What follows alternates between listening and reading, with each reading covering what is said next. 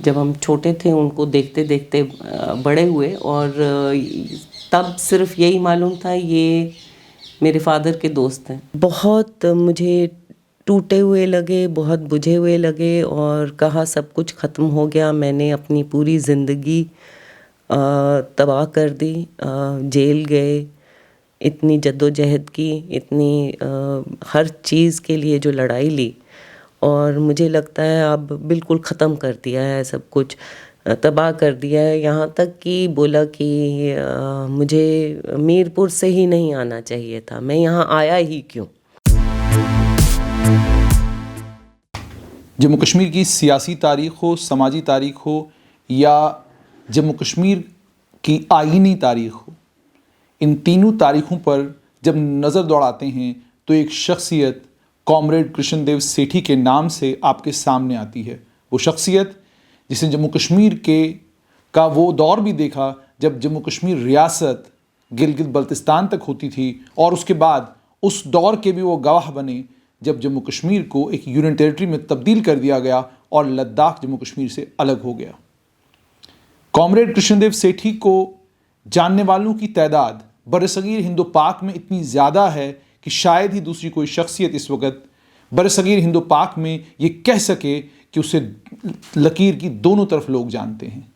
Comrade Krishnadeva सेठी को लकीर की दोनों तरफ लोग जानते हैं, और कुछ एक शख्सियात जम्मू कश्मीर में ऐसी हैं जिनका एक अलग ही रिश्ता और नाता कॉमरेड कृष्णदेव सेठी के साथ था। उन्हीं में से एक थे वेद भसीन, कश्मीर टाइम्स के बानी और सहाफ़त की दुनिया में बहुत बड़े बड़े जो कलमकार हुए हैं, उन कलमकारों के उस्ताद। उन्हीं की बेटी अनुराधा भसीन जम्वाल जो एग्जीक्यूटिव एडिटर हैं कश्मीर टाइम्स की, और सहाफ़त की दुनिया में इनका अपना एक नाम है।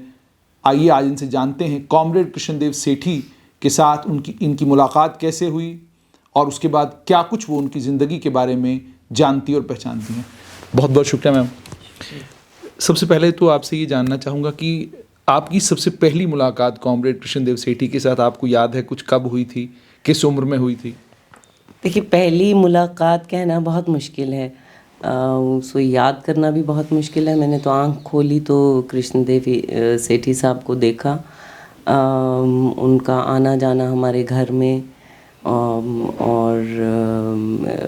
और दफ्तर में, वो काफ़ी अरसे से एक दोस्ती थी मेरी वालिद की और उनकी, और जिसकी वजह से मैंने उनको देखना शुरू किया। और उनकी शख्सियत जो थी वो बहुत मुतासर करती थी। हालांकि उस टाइम पे जब हम छोटे थे हमें पता नहीं था कि ये कितने बड़े आदमी हैं, और एक बहुत ही सिंपल लाइफ, बहुत सादगी से वो रहते थे, बहुत खुल के हंसते थे, खुल के बातें करते थे, रोज़ सैर पे के लिए जाते थे। और ये मेरी जो अर्ली मेमोरीज़ जो उनके बारे में हैं वो इस तरह से।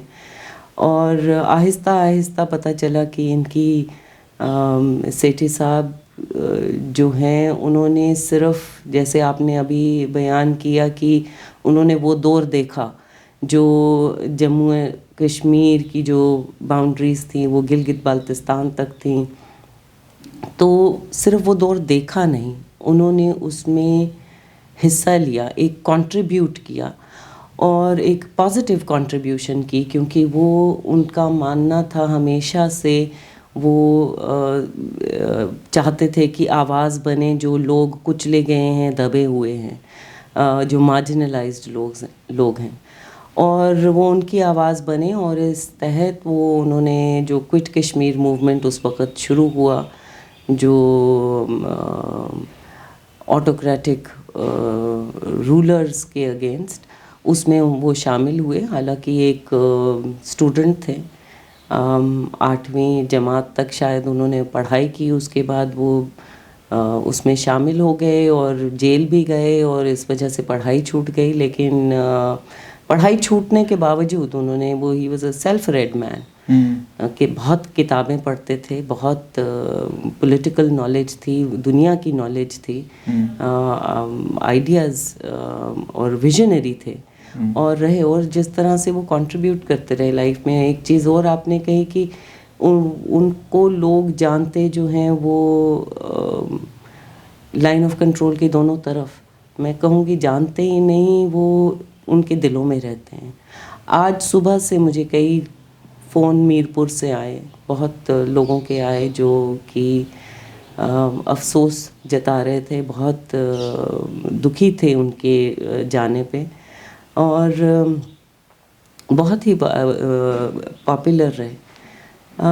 बाकी जो उनके साथ ज़्यादा एसोसिएशन मेरी हुई एक पर्सनल लेवल पे, वो कश्मीर टाइम्स ऑफिस उनका रोज़ाना जाना रहता था। लेकिन इससे पहले रोक के आपसे ये समझना चाहूँगा कि याद है कुछ पहली बार वेद भसीन साहब ने आपकी मुलाकात जब कॉमरेड कृष्णदेव सेठी से कराई, तो क्या उम्र रही होगी आपकी और क्या तारुफ था?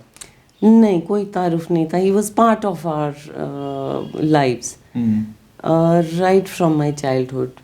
मेरे हिसाब से उनको तो मैंने देखना शुरू किया, तारुफ तो बाद में हुआ, और वो आहिस्ता आहिस्ता हुआ, क्योंकि जब हम छोटे थे उनको देखते देखते बड़े हुए, और तब सिर्फ यही मालूम था ये मेरे फादर के दोस्त हैं, और हाँ कुछ कॉमन इंटरेस्ट हैं, ये इतना अंदाज़ा होता था। लेकिन कभी भी उनकी सादगी से ये एहसास नहीं हुआ कि ये शख्स जो है जम्मू कश्मीर की कॉन्स्टिट्यूंट असेंबली का मेंबर रहा है, सियासत में इसका इतना बड़ा कद है? बिल्कुल बिल्कुल, ये चीज़ें तो बाद में आहिस्ता आहिस्ता, जब आप जब थोड़ा कॉलेज में थे और थोड़ा कश्मीर के बारे में पढ़ना शुरू किया, हिस्ट्री के बारे में पढ़ना शुरू किया, तो तब पता चला कि मेरे इर्द गिर्द भी वैसे लोग हैं जो एक हिस्ट्री का पार्ट हैं, और ये बहुत फ़ख्र की बात है कि उनके साथ ये ऐसी एसोसिएशन रही। और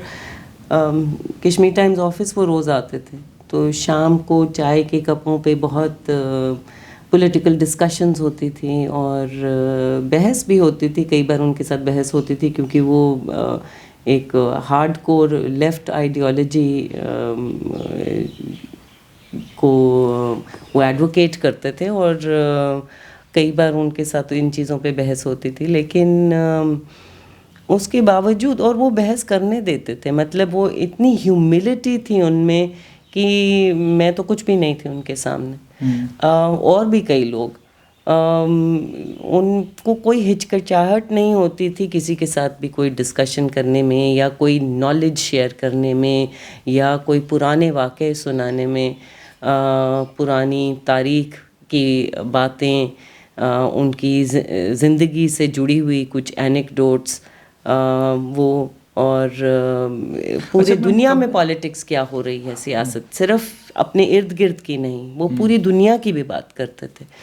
क्या कभी उनके साथ बातचीत में बसने उजड़ने की कोई कहानी आपने उनसे सुनी हो? क्योंकि जो थोड़ा बहुत कुछ उनके बारे में इल्म ये हुआ कि राजौरी पुंछ की उनको जिम्मेदारी जो है 47 के बाद दी गई थी, तो उनकी अपने उजड़ने और उनके अपने बसने की कोई कहानी आपने उनसे सुनी हो, या कभी उनने तज़किरा किया हो, हम कैसे उजड़े, यहाँ कैसे आए, फिर कैसे बसे, और उसके बावजूद हलीमी और नरमी और नफ़रत का कोई अंदर वो हल्का सा भी कोई अंधिया नहीं? नफ़रत मैंने बिल्कुल नहीं देखी। He was a truly secular man, a true humanist जिसको कहेंगे। और बल्कि जब वो बात करते थे मीरपुर तो जहाँ के वो थे, और वो उनकी रगों में दौड़ता था।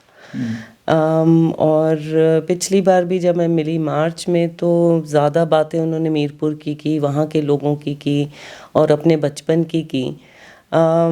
और जो वो सुनाते थे, जब 47 में वो आए तो वहाँ के लोगों ने उनके, क्योंकि बहुत सारे साथी थे, उन्होंने उनसे बहुत रिक्वेस्ट किया कि आप नहीं जाइए, आप यहीं रहिए, हम आपको पूरी प्रोटेक्शन देंगे।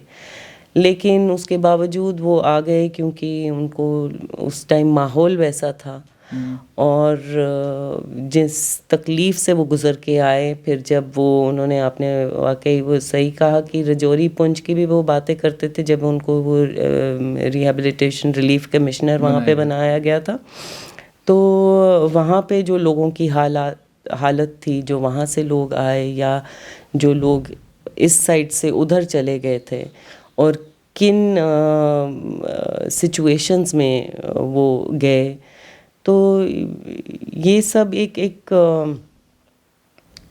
मतलब उनके अंदर मुझे लगता था कहीं एक खला है कि ये सब क्यों हुआ, एक उस वजह से, लेकिन तलखी बिल्कुल नहीं तलखी नहीं थी, बिल्कुल नहीं। मैं आपसे ये समझना चाहूँगा कि रिलीफ एंड रिहैबिलिटेशन ऑफिसर बनाकर आपको रजौरी पुंछ भेजा जाता है, और इसको अगर थोड़ा सा और साफ गोई के साथ बयान किया जाए, आप जिस वजह से उजड़े हैं उसी वजह की जिम्मेदारी आपको दी जा रही है कि आपको इस इलाके में जाना है, आप लोग उजड़े हुए आए हैं, उनको बसाना है, उनकी मदद करनी है। कितनी बड़ी शख्सियत थी वो, कितना बड़ा कद था कि खुद आप उजड़ के आए हैं और आप कुछ उजड़े हुए लोगों को बसाने जा रहे हैं। कि वही एक चीज़ है कि ये ऐसे लोगों में, वो जो उस जनरेशन के लोग थे, एक बहुत कमिटमेंट थी, एक पैशन था, और जो लिबरल आइडियाज़ उनको इंस्पायर करते थे, वही उनको इतना ऊंचा और इतनी इतनी बड़ी शख्सियत बनाते थे। और सेठी साहब उनमें से एक हैं, और मेरा ख्याल है उस दौर के ये आखिरी शख्स रह गए थे, और उनके जाने से एक जम्मू में बहुत बड़ा खला बहुत बड़ा खला। आपके अब्बा मरहूम के साथ उनकी जो एसोसिएशन थी, उस एसोसिएशन को लेकर बहुत सारे लोग बहुत सारी बातें करते हैं, लेकिन आप उस एसोसिएशन को किस तरीके से देखते हैं? क्योंकि वेद बसीन साहब अपने आप में सहाफ़त की दुनिया में, उनका सानी कोई जम्मू कश्मीर में अभी तक पैदा नहीं हुआ कि एक आइडियोलॉजी, एक सोच को लेकर वो चले, और आज तक वो सोच जिंदा है और पाइंदा है। आपसे ही समझना चाहूँगा कि दूसरी तरफ कॉमरेड केडी सेठी, इन दोनों के इस, देखिए, मुझे नहीं मालूम कि लोग क्या कहते थे उनके बारे में, या लोग क्या कहते हैं, लेकिन जैसी मैंने उनकी दोस्ती पाई, मेरे ख्याल है उनकी दोस्ती कुछ ज़्यादा पहले की नहीं, लेकिन कोई 60 के दशक में शुरू हुई। उससे पहले वो पॉलिटिकल ओपोनेंट्स थे, और उसके बाद भी पॉलिटिकल आइडियोलॉजी नहीं मैच करती थी, लेकिन अक्सर मैं भी ये सोचती थी ये क्या कॉमन है इनमें। तो बहुत सारी चीज़ें कॉमन थी कि मेरे वालिद जो हैं वो सोशलिस्ट आइडियोलॉजी के थे, और सेठी साहब मार्क्सिस्ट कम्युनिस्ट थे, और तो बहस होती थी, लेकिन एक जो इज़्ज़त के दायरे के अंदर वो बहस होती थी, और एक अपनी अपनी स्पेस थी, दोनों को पता था कितनी स्पेस एक दूसरे को देनी है।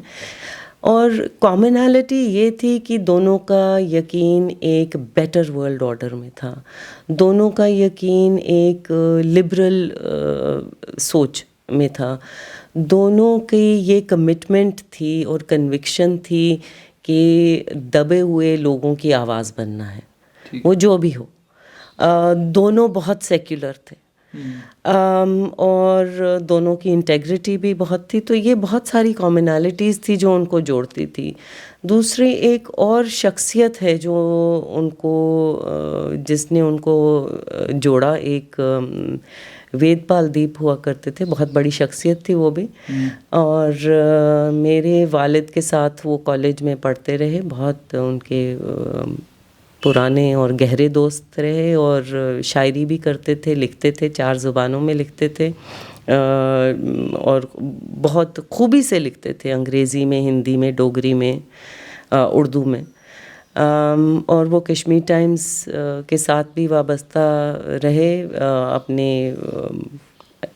अंतिम वक्त तक, और वो लेफ्टिस्ट थे, और उनका और सेठी साहब का बहुत गहरी एसोसिएशन थी, और ये दोस्ती उस वजह से भी मजबूत हुई। तो तीनों का रोज़ मिलना और बातें करना, और जो तबादला ख्याल होता था, जो जिस किस्म के आइडियाज़ होते थे, और विजनरीज़ थे, ये सारे विजनरी लोग थे, तो दोस्ती वहीं से मेरा ख्याल है काफ़ी गहरी हुई, और एंड तक रही। मैं जब तक मेरे फादर थे, ज़िंदा थे, बीमार थे, वो तब भी आते थे यहाँ पे उनको मिलने के लिए। और एक वो कितने कसक जद्दोजहद अखबार वो निकालते थे, उर्दू में लिखते थे, आपकी अक्सर उनसे बातचीत होती रहती थी। वक्त और हालात को लेकर जो उनके तबसरे होते थे, जिन तबसरों से आप भी फैज़याब होती थी, बहुत बार वो आपके साथ भी बात करते थे, उनकी उस नज़र के बारे में आप क्या कहेंगी कि वो जो सियासत पे नज़र रखते थे, ख़ासकर जो जम्मू कश्मीर की और बरसगीर हिंदो पाक की जो सियासत है, इस पर जो वो नज़र रखते थे, उसके बारे में क्या कहेंगे? उसके बाद फिर मैं ये जो रिसेंट दौर है इस पर आऊँगा। देखिए, जो सियासत वो सिर्फ इस रियासत की या बरे सगीर की ही नहीं, पूरी दुनिया की सियासत की भी बात करते थे, और कैसे वो वाली सियासत जो पूरी वर्ल्ड पावर्स हैं, जो उनकी सियासत या उनकी जो एक्शंस हैं वो कैसे यहाँ पर असर कर सकते हैं। बहुत अक्सर बात करते थे इम्पीरियलिज़म की और इकोनॉमिक इम्पीरियलिज़म की, और बहुत बड़े क्रिटिक थे ये जो इकोनॉमिक लिबरलाइजेशन के, और अक्सर ये अमेरिकन इम्पीरियलिज़म की बात करते थे, जिसके वो हिमायती नहीं थे, और कहते थे कि इसकी वजह से जम्मू कश्मीर में और हिंदुस्तान पाकिस्तान के जो रिलेशंस हैं उसमें असर पड़ता है। तो जो भी अगर सही असर अगर उनको सूट नहीं करता और यहाँ पे असर सही नहीं पड़ रहा है, तो वो उसके बारे में भी अक्सर बात किया करते थे। बरसगीर हिंदो पाक की दोस्ती के ज़बरदस्त ख्वाहां थे, तवक्का और उम्मीद हर वक्त ये रखते थे कि आने वाला कल हो सकता है बेहतर हो जाए और ये दो मुल्क एक साथ हो जाएं, ताकि मुझे मीरपुर जो है वो बिना किसी परेशानी के जाने का मौका मिले और अपने लोगों से मिलने का मौका मिले। उसके बाद उन्हें मौका भी मिला, गए भी वो, लेकिन सुनने में ही आता था, जब भी बात भी उनसे होती थी, वो एक कहते थे कि कसक दिल में रहती है कि जैसे मिला जाना चाहिए था वैसे हम मिल नहीं पाते। बिल्कुल, बिल्कुल। वो एक इमोशनल बॉन्डिंग थी। एक तो इमोशनल रीज़न था जो वो चाहते थे कि ये बॉर्डर्स खुलें और इर्रेलेवेंट हो जाएं और हिंदुस्तान पाकिस्तान के मसले हल हों और जम्मू कश्मीर का मसला हल हो। लेकिन उनकी नज़र में जो वो चाहते थे कि यहाँ जम्मू कश्मीर का मसला हल हो, वो एक विज़न एक उनका था कि ये एक वायबल, सूटेबल पॉलिटिकल और इकोनॉमिक मॉडल बन सकता है और पूरे बरसगीर में अमन ला सकता है।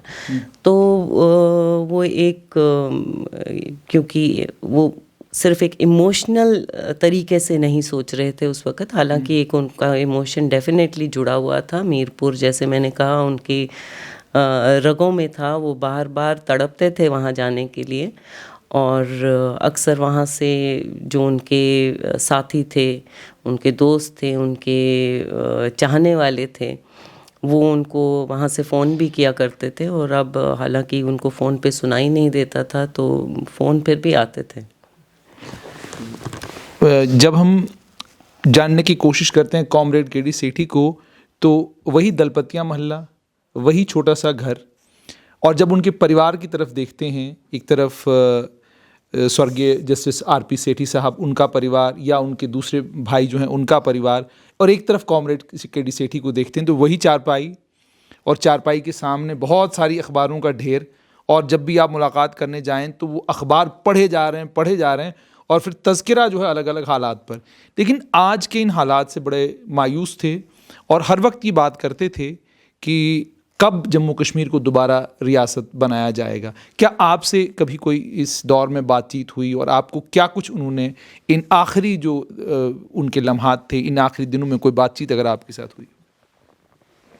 देखिए, जिस दिन ये चेंजेस आए इस रियासत में, रियासत से एक स्पेशल स्टेटस हटाया गया, आर्टिकल 370 को हटाया गया, और रियासत को दो हिस्सों में बांट दिया गया, दो यूनियन टेरिटरीज़ बन गए। तो मैं उसी दिन उनसे मिलने गई थी, क्योंकि मुझे लगा कि शायद मुझसे ज़्यादा दुखी इस शहर में एक इंसान और है। तो और बहुत मुझे टूटे हुए लगे, बहुत बुझे हुए लगे, और कहा सब कुछ ख़त्म हो गया। मैंने अपनी पूरी ज़िंदगी तबाह कर दी, जेल गए, इतनी जद्दोजहद की, इतनी हर चीज़ के लिए जो लड़ाई ली, और मुझे लगता है अब बिल्कुल ख़त्म कर दिया है, सब कुछ तबाह कर दिया है। यहाँ तक कि बोला कि मुझे मीरपुर से ही नहीं आना चाहिए था, मैं यहाँ आया ही क्यों। तो he felt uprooted, completely uprooted, क्योंकि बहुत उनकी इन्वॉल्वमेंट रही। वो JNK कॉन्स्टिट्यूएंट असेंबली के मेंबर रहे, और जो एक इमारत बनी 47 के बाद जम्मू कश्मीर की, उसमें उनका एक बहुत बड़ा हाथ था। लैंड रिफॉर्म्स जो आए, उसमें उनका बहुत बड़ा हाथ था। और सडनली वो सब आपके सामने बुलडोज हो जाता है। तो मुझे लगा उनकी बातों से, मैं 2 घंटे वहाँ बैठी और बार बार ये बातें बोलते रहे और दोहराते रहे। हालांकि बाद में भी मैं मिली तो थोड़े संभले हुए थे और फिर पुरानी बातें ज़्यादा कर रहे थे। तो मुझे लगा एक सेंस ऑफ अपरूटमेंट जो उनको लगा, और झटका लगा, और वो खुश नहीं थे। बहुत सारे लोग मैम आज के दिन शायद नहीं समझ पा रहे होंगे कि कॉमरेड KD सेठी के जाने से जम्मू कश्मीर ने खोया क्या है।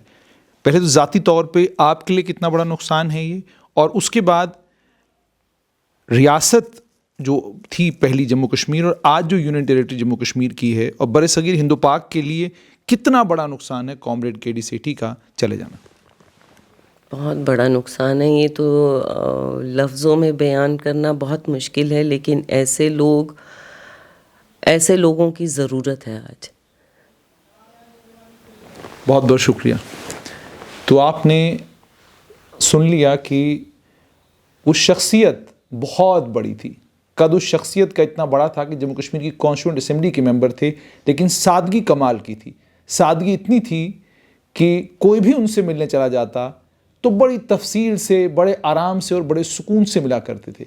मुझे ठीक तरीके से याद है, स्ट्रेट लाइन से एक नौजवान सहाफ़ी जब उनसे मुलाकात करने के लिए गए और उन्हें ये कहा कि मुझे आपका इंटरव्यू जो है वो आपकी बोली में करना है, पुंछी में करना है, तो उन्होंने फ़ौरन इकरार किया। उन्होंने कहा ठीक है मैं करूँगा, लेकिन थोड़ा आपको ऊंचा ऊंचा बोलना होगा। तो साफ तौर पर उस शख्सियत का चले जाना, और इस वक्त और इस दौर और इस समय, इस वक्त में चले जाना अपने आप में एक बहुत बड़ा नुकसान है जम्मू कश्मीर के लिए भी। और दूसरी सबसे बड़ी बात कि टीस उनके दिल में ये ज़रूर रही कि इतनी बड़ी रियासत जिसमें मैंने गिलगित बल्तिस्तान जिया, मुझे जाते वक्त एक छोटा सा जम्मू कश्मीर जीने को मिला।